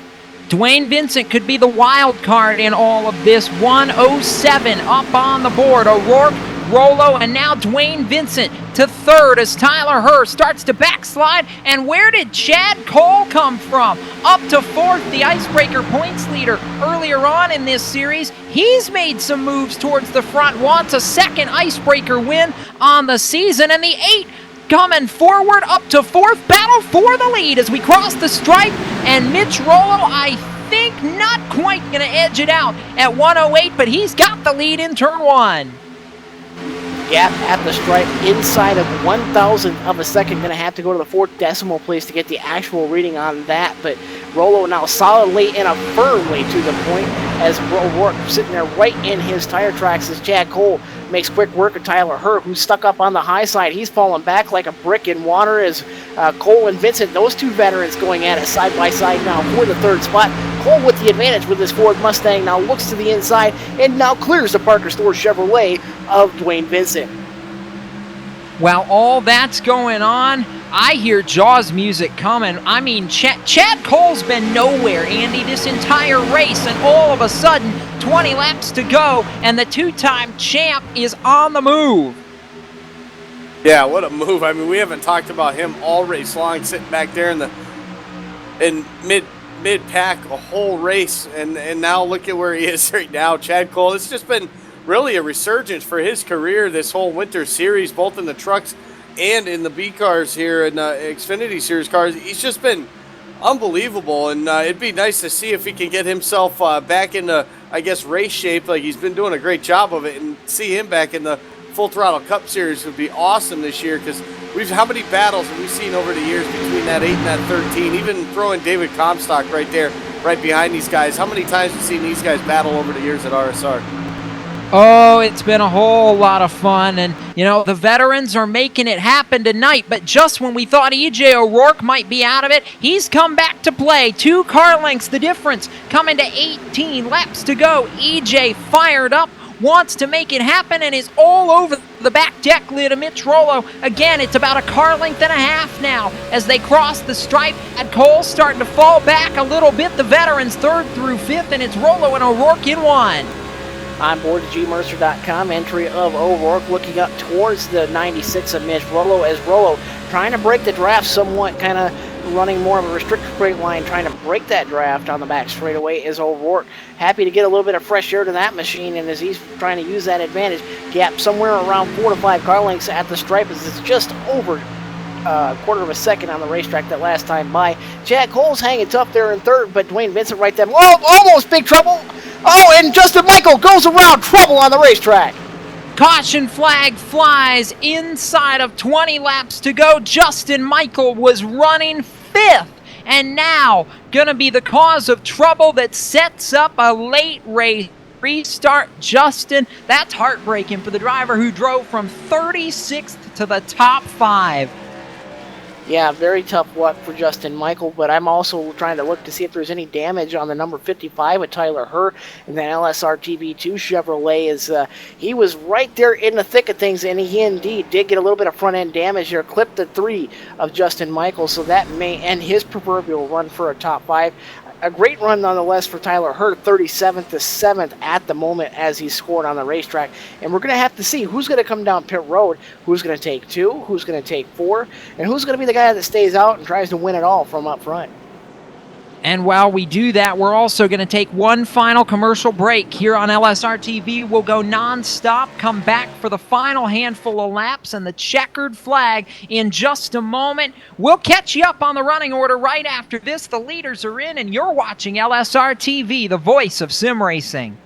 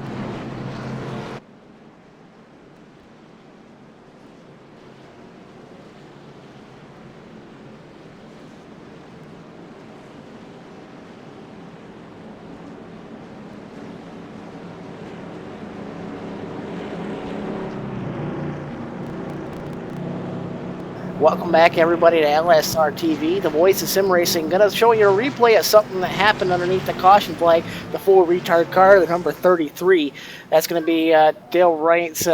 He just kind of loses the screen on his car, parks it right inside the inside wall. Tough luck for him, as he's several laps down on the racetrack right now.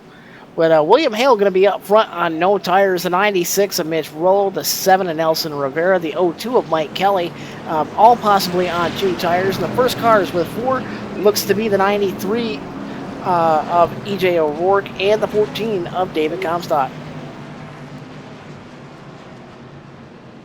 Yeah, it's going to be an interesting restart here. We got the 26 of William Hale out there on no tires, decided to stay out under this caution. Mitch Rollo, the 7 of Nelson Rivera, and the Mike Kelly, all with 2 tires. A couple guys back there a little further back, Comstock, and the 13 of Dwayne Vincent, 4 tires. The 8 of Chad Cole with 4 tires. It's going to be an interesting restart, guys, as we approach when they take the green flag. It looks like we're going to have about 12 laps to go. Yeah, that's about all we're going to have. And Justin, I want to ask now, I know William Hale basically just threw a Hail Mary right here, and really, Nelson Rivera, Mike Kelly, most of these guys did as well. It's going to be very, very dicey. Can anybody steal this from Mitch? It's quite possible. I mean, the 02 looks to be strong coming up through the back, and EJ O'Rourke's has been good on 4 tires, but Mitch Rollo going to have to do what he can do here as the American Ethanol green flag waves for what could be the final time tonight. Is William Hale up through the gearbox. On the loud pedal is Rollo going to pinch the 7 of Nelson Rivera down into the grass on the front straightaway. He's going to hold on to that 2nd spot as EJ O'Rourke going to drive up from the 5th spot all the way up into the 4th spot single file. First car in line, looking to the inside of, the 7 of Nelson Rivera, as the 96 machine of Mitch Rollo going to work to the inside of the Hale machine, and does so with authority. Rollo to the point out of 4. So Mitch Rollo back out in front again. Hale the 2nd, Rivera 3rd, EJ O'Rourke trying to claw his way back forward. Now Nelson Rivera in the Verizon entry up to P2 as we close in 10 laps to go. This time by O'Rourke and Vincent. Now moving to the inside of the William Hale machine. That's for 3rd and 4th. O'Rourke not done, wants to steamroll to 2nd. The steamrolling machine got a big help by that Parker Store Chevrolet of your Full Throttle Cup Series champ Dwayne Vincent. Laid the wood to the back end of the 93 GMercer.com Chevrolet as he pushed that machine all the way up to the inside of Nelson Rivera. And now it's 2 tires versus 4 versus 4 versus 2. Those guys all on the racetrack swapping position for that 2nd spot. Dwayne Vincent on the charge as we're coming up inside now to 9 laps to go at the stripe. Closing down on it. Timmy, does Mitch have enough of a lead? Do you think anybody gets back to him with 9 to go here?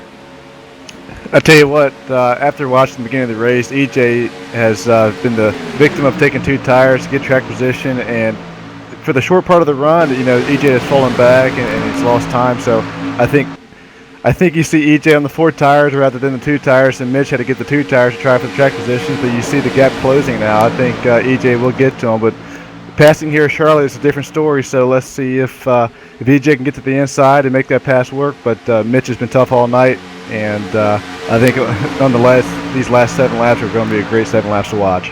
Yeah, 8 to go that time by the stripe. 122 down, 8 more in the books. Dwayne Vincent really trying to put pressure on EJ. They're trying to work together to close down on the 96 of Mitch Rollo. Rollo, though, trying to pull away home. Battle for 2nd in turn 3. Vincent all over the back bumper. Caution flag flies again. Trouble for the 54 Jack Daniels Toyota of Austin Yarborough. Loses the handle out of turn 2. Going to collect the 55 of Tyler Herr.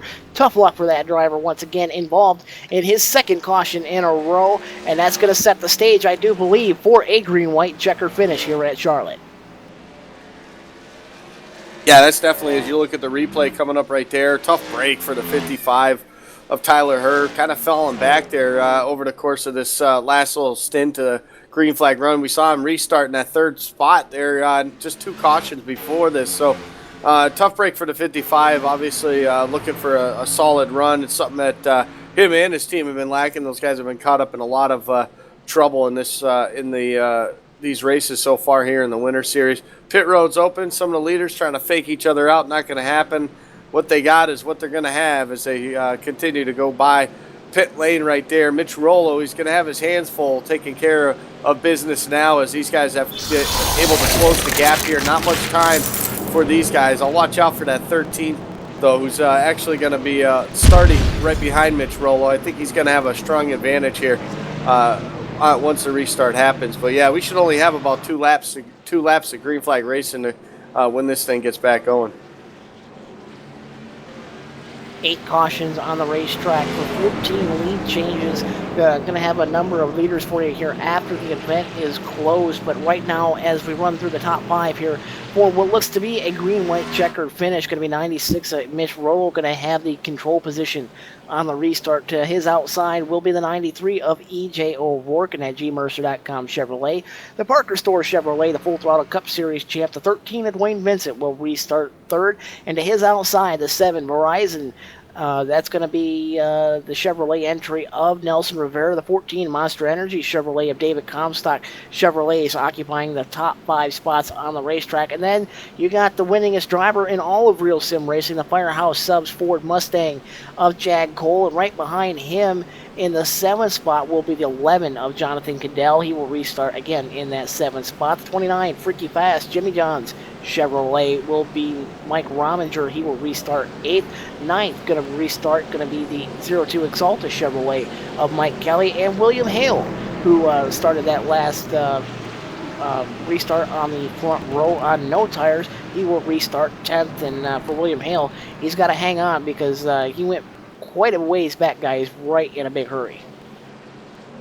Yeah, he definitely fell back a lot there on that restart, starting right on starting the last restart there in the first position, and that just showed you the tires. Even 2 with Mitch Rollo was more than he could handle, and it's going to be tough for him to hang on even to a top 10 spot at this point, unless something happens to our leaders and a caution does come out to end this thing. So tough break there for William Hale. Had a fast car all night, started in that 2nd spot, so we knew he had the speed in the car all night, and it's just going to be a tough break for him as far as where he can finish and see where he can finish and if he can hang on to a top 10 spot. But this is going to be an interesting restart, Justin, with these guys up here in the front with the 4 tires and 2 tires. We know how strong Mitch Rollo is. We know how fierce of a competitor is, and he's going to do everything in his power to protect that bottom side. But it's going to be tough when you've got these veterans like E.J. O'Rourke and Vincent and Comstock all right behind him, eager, obviously, to get a win here in the Icebreaker Series. And, man,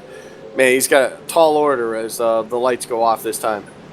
It will be 3 to go when we cross the stripe. We're going to throw it quickly to one final time to our driver analyst, Timmy Hill, NASCAR Xfinity Series regular.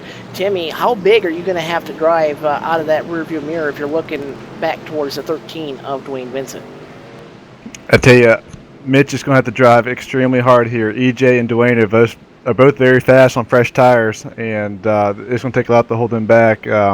I think basically whoever gets down behind the leader, Mitch, is going to put up a great challenge. And basically that first lap after the restart is going to be the toughest one. So if Mitch can hold him off for that first lap, he's going to have a great chance to win this race. But like I said, that first lap is going to be the toughest one.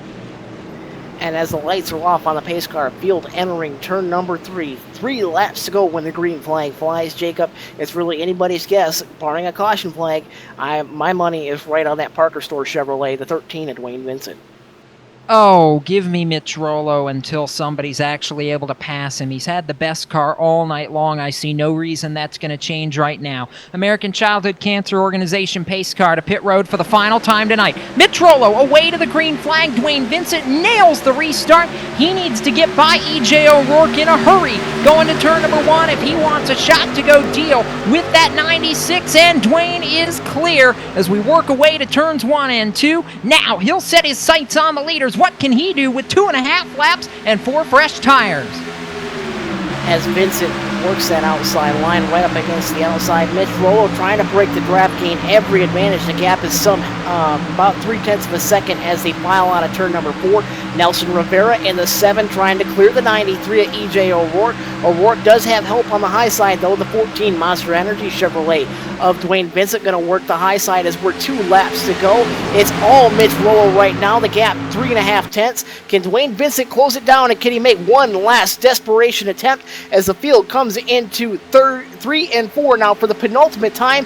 White flag going to be in the air this time high for Mitch Rollo. Maybe the flag of surrender. Rollo under the stripe. Final time around. They head back to turn number 1. The gap's still 4 car lengths and growing now. Vincent can't close. Yeah, it's tough right now. Dwayne Vincent having a hard time closing the gap here, and it looks like Mitch Rollo might be able to hang on to this thing. A great job by him. 2 tires might beat out 4 here. It's one last-ditch effort for the final time in turn 3. 2 tires. Mitch Rollo said he wasn't sure if it was going to work, but it's going to give him his first Icebreaker Series win as they come to the flag. Mitch Rollo finally gets the monkey off his back. He is a winner in RSR competition at the Charlotte Motor Speedway at long last. First career Icebreaker Series win. Dwayne Vincent second, E.J. O'Rourke, David Comstock, and Jonathan Cadell in a heroic drive from 30th to 5th. But Rollo, after 2 missed chances in the October RSR Full Throttle Cup Series event the last 2 seasons, finally gets it done. It may be an Xfinity car, Justin, but I'll tell you, it's a win, and that's all that matters. It is a win indeed, and he's lighting it up, and he is burning it down. He's tearing up that beautiful grass on the front straightaway. Mitch Rollo, I'm going to be very surprised if he's not the most excited man on earth as he does his donuts on the front straightaway. And really, I'm very impressed, though. For Jonathan Cadell, he's had no luck whatsoever in the last 6 months or so in real sim racing competition. And for him to come home 5th after starting 30th, that's a whale of a drive for that guy right there. It certainly is, and we'll talk with the front runners when we come back for the LSRTV post-race show. Mitch Rollo gets it done, though. He celebrates in victory lane here in the Queen City. We will be right back. You're watching Live Sim Racing TV, the voice of sim racing.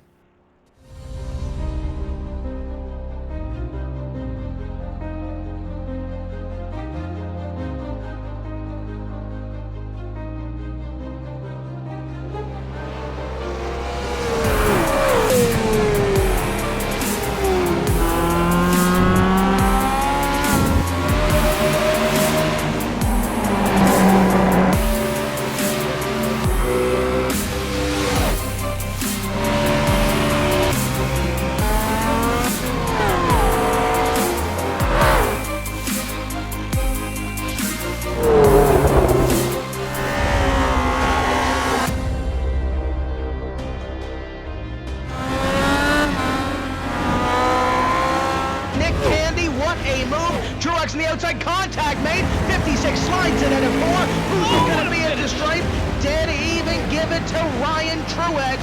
Truex is your winner over Tandy.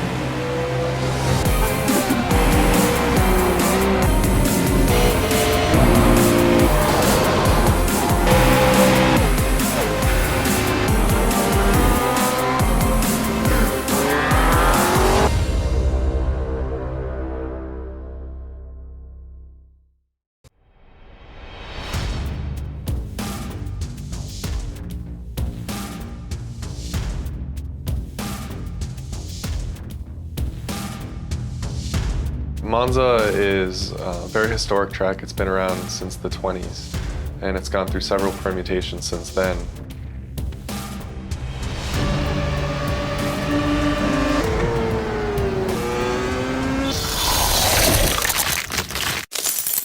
Welcome back to LSR TV, kicking off the post-race show for the RSR Icebreaker Series tonight from Charlotte Motor Speedway. Mitch Rollo, the victor, and before we throw it down trackside, Justin Rosenau, what a wild night. Wild indeed, and it ends up with Mitch Rollo getting his first RSR competition victory. And for Dwayne Vincent, just too little, too late. just did not have the forward drive there. Needed a couple laps to get that thing going, and indeed took a little bit of time out of the margin of victory between himself and Mitch Rollo. But how about E.J. O'Rourke? A strong run for him. He ends up on the bottom step of the podium, and I'm very impressed by everybody that found themselves up in the top 5. Some guys had a lot of bad luck, like the 55 of Tyler Hurd, just in the wrong place in the wrong time, but very impressive, showing his strength driving to the front time and again. So all in all, I really thought, yeah, a wild night, but really we got to see a lot of impressive runs from a lot of different drivers. Well, let's go down trackside. We shipped Timmy Hill down to talk to both the guy who finishes third and the guy whose car he owns, E.J. O'Rourke down there. And I imagine Timmy a really happy driver for the way this race started. He had a long way to come through tonight. Yes, I have, Jacob. I caught up with the driver of the number 93 Gary Mercer truck and number 93 Chevrolet. I said 93 twice there, EJ, but I'm sure you're as happy to talk to me as I am to you. You put together a great race. You're last year's winner, trying to make it back-to-back. Early in the race, you tried some two-tire calls to get you up front. At midway point, you found yourself in the lead. Talk us through your race. How do you think you put together tonight's race, and tell us how you thought you did tonight. Wow, this is really cool to have, Timmy Hill, NASCAR driver, on the other side of the deal here this week, behind the microphone, interviewing me, the driver. Anyway, this number 93 Gary Mercer Trucking Chevrolet was really strong tonight. Didn't get the qualifying running like I wanted to, and had to start back there with the guys that I don't feel comfortable racing with. So we tried some two tires, got up there, went back, got up there, got back, and finally settled in about 6th place. Had a good green flag pit stop, and got us the lead there in the late yellow. Couldn't hold off Mitch. I really wanted to get a good point stay because Matt Lacrosse, who was tied for the points lead, wrecked out. And I was sitting in third behind Chad Cole. So we gained some points on both of them, and it's a good run. EJ, on that final restart, you found yourself on 4 tires versus the 2 tires on the lead car. Was there anything running through your mind that last restart that you could have won that race? Did you spin the tires at all? What happened on that final restart? Oh, I just didn't time it right. As well as I do, the second groove on a restart isn't ideal, especially on a flat restart track. So, point stay, that's really what I was aiming for. I was ahead of the guys that I wanted to beat, and can't really complain about 3rd place. All right, great point stay for EJ O'Rourke with a 3rd place finish. Jacob, I'll shoot it back up to you. It's been a whole lot of fun to watch, and I'm making my way to victory lane. Justin Rosenau, though, the Gary Mercer Trucking entry of E.J. O'Rourke finishes 3rd. You, however, catch up with the Parker Store Chevrolet. 1 spot too short, and 4 tires not quite enough for the RSR Full Throttle Cup Series champ. You're standing by with Dwayne Vincent. Dwayne Vincent, that title's got to sound good. Full Throttle Cup Series champ. That carries a lot of prestige anywhere you go in the iRacing sim. Come up just a little bit short tonight. There are not enough laps for you to get those 4 tires rolling over Mitch Rollo. So tell us about that run there. And did you really need another 3 or 4 laps to really get up there? Or was Mitch Rollo that good all night long? He was that good. On the long green flag run, I got up to him a couple of car lengths, but he started pulling away again, so I really don't think I had anything for him. But and all these cautions that's been going on in this series, man, something needs to change. I don't know if it's like I was saying earlier, the graphics problems that iRacing is having, or if it's just new drivers. I don't know, but something needs to change. That this is horrible racing. That sentiment has been echoed by quite a few drivers from what I've seen here tonight, and Dwayne, you're kind of, one of the old haunts. You're one of the best drivers in all of RSR competition in its entire history. That statement does weigh a lot, but looking forward, what do you think you can do? I mean, can you really take away the Icebreaker Series Championship and launch yourself for another run towards another Full Throttle Cup Series Championship next year? Well, the second half of the season, for the Icebreaker, I'll have to keep getting finishes like this, and Chad Cole and a few others will have to have some problems like I had on the first half of the season. So who knows? I'll just keep at it, keep trying, and I'll give it another run next year in the Full Throttle Cup Series. So we'll see. We'll see what happens. We just got to keep running up front like this to stay out of trouble. Can't do it by yourself, Dwayne. Full Throttle Cup Series champ. It takes a lot of effort. Who makes it happen for you there on the 13? Yes, mom and dad at home always watching these races. They enjoy them, and I appreciate them watching. Adam Benefield and Austin, two teammates of mine. I appreciate their help. And LSRTV and everybody at RSR, we appreciate it, man. That's the driver who came in runner-up tonight. That's the Full Throttle Cup Series champ. The 13 Parker Stores Chevrolet. That's Dwayne Vincent and Jacob Seelman. I know you're probably excited to hear the words coming out of his mouth, but you got a very happy 96 of Mitch Rollo down there in Gatorade Victory Lane. No, it's not like he's had 2 wins at Charlotte that got away or anything in the last 2 years. I know he doesn't want me to bringing that up. How about I bring this up, Mitch Rollo? You finally won one in RSR competition at Charlotte. The fastest car went to victory lane, and that's got to feel pretty good after the near misses here the last 2 years. Yeah, the first one in the Cup Series a couple years ago, that was kind of my bad, but I kind of got caught up in a wreck this past Charlotte race in the Full Throttle Cup Series. But it's finally good to get a win here in the Real Sim Racing Icebreaker Series, and feels dang good to be in victory lane, I tell you. Talk me through your race. I mean, for the longest time, you and Jeff Ward had a great battle at the front of the field. It looked like the two of you were going to settle it among yourselves, and then he goes spinning, and you almost got collected in it inside of 30 laps to go. What's going through your mind at that point?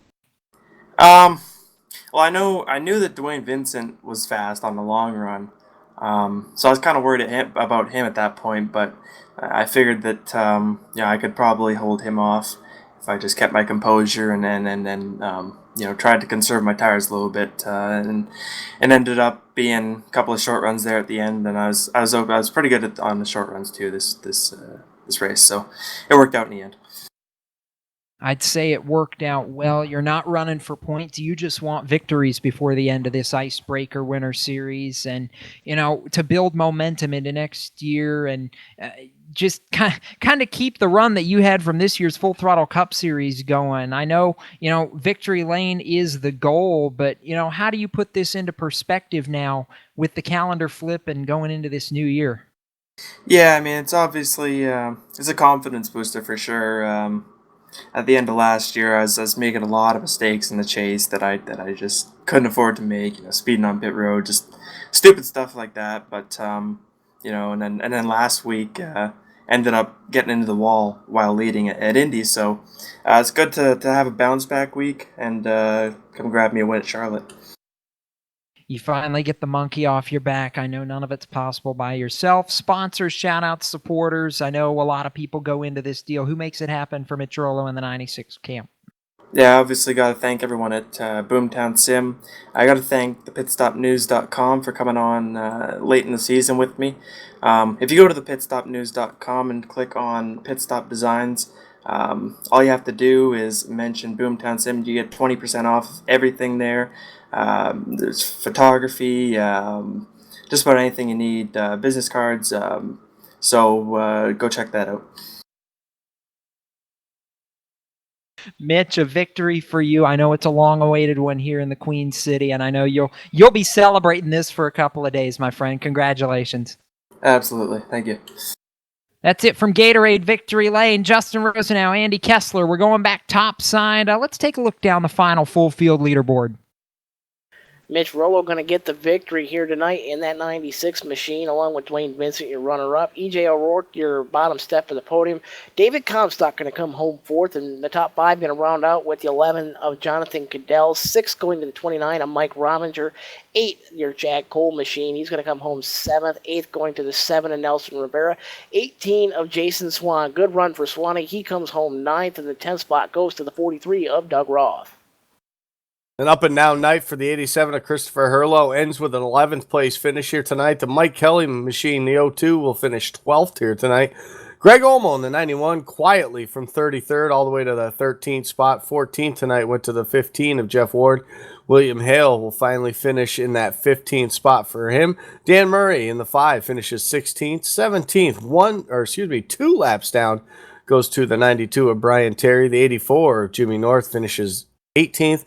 19th goes to Cisco Scaramuza, and the 54 of Austin Yarborough finishes 20th. 21st going to go to the 55 of Tyler Hurd. 22nd goes to the 70 of Scott Eckridge. Those drivers 8 laps down. 16 laps down in 23rd goes to the 2 of Rhett McBride. The 3 of Justin Michael. 24th, 25th, 24 laps down. 79 of Joseph La Placa. 17 of Nicholas Orth goes 26th. 9th of Anthony DeBarro, 9 of Anthony DeBarro goes 27th. 28th, Dale Raints. And 21, Matt Lacrosse 29th. And Tom Dreiling rounds out your top 30. Off the track and out of the race here tonight in the 51, Nick Silver finishes 31st. 32nd went to William Hartman. Daniel Eberhardt, involved in an early wreck, finishes 33rd. 34th goes to William Amaker. Eric Arnold in the 31 will finish 35th. 36 goes to Mike Montesi. Adam Benefield will come home in that 37th spot. 38th is J. Randall Watkins. And rounding out the field of 39 here tonight was the 78 of Stephanie Lessentine.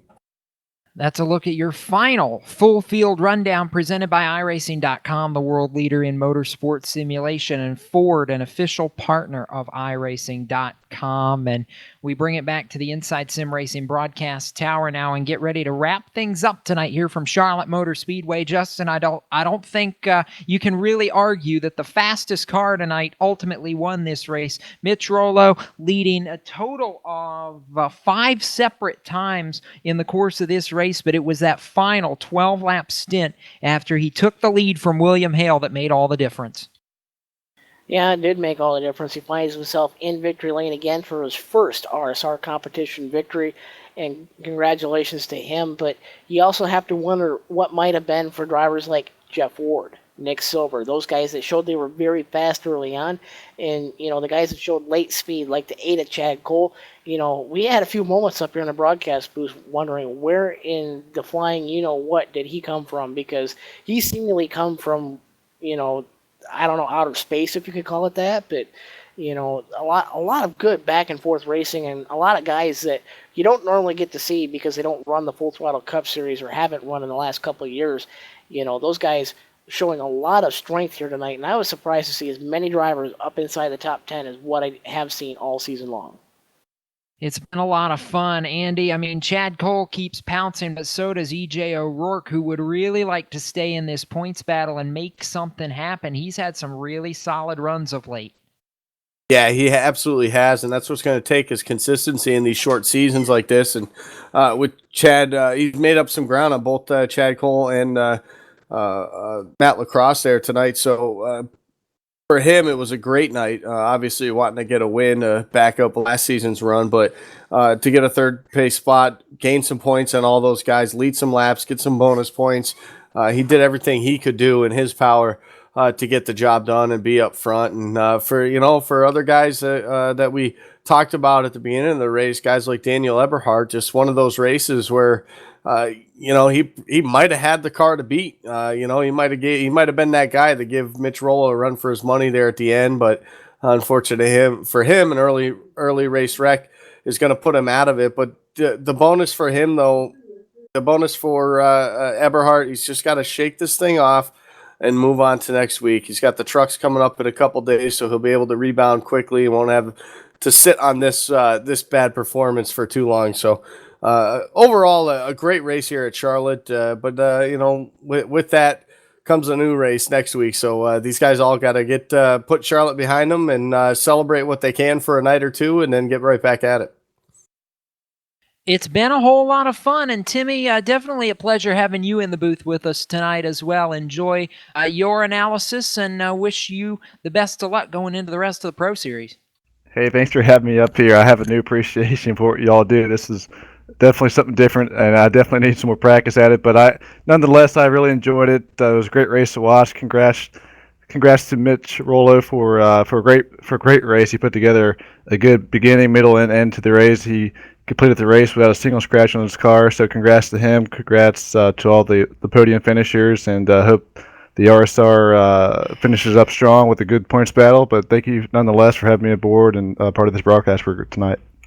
It's been a lot of fun, and from Charlotte Motor Speedway, we get ready to say goodnight and again say congratulations to Mitch Rollo, who wins tonight and becomes the 6th different winner in 6 Icebreaker Series races this season as we close in on the conclusion of this 10-race campaign. Right now, though, for Timmy Hill, for Andy Kessler, for Justin Rosenau, and for our executive producer Laura Lawson, John Abbott, Jimmy North, and all the staff at Real Sim Racing, I'm Jacob Seelman, reminding you to keep it off the wall until we meet again, and we'll see you next time on the web. Congratulations to Mitch Rollo and Boomtown Sim, your winners here at Charlotte. Good night from the Queen City.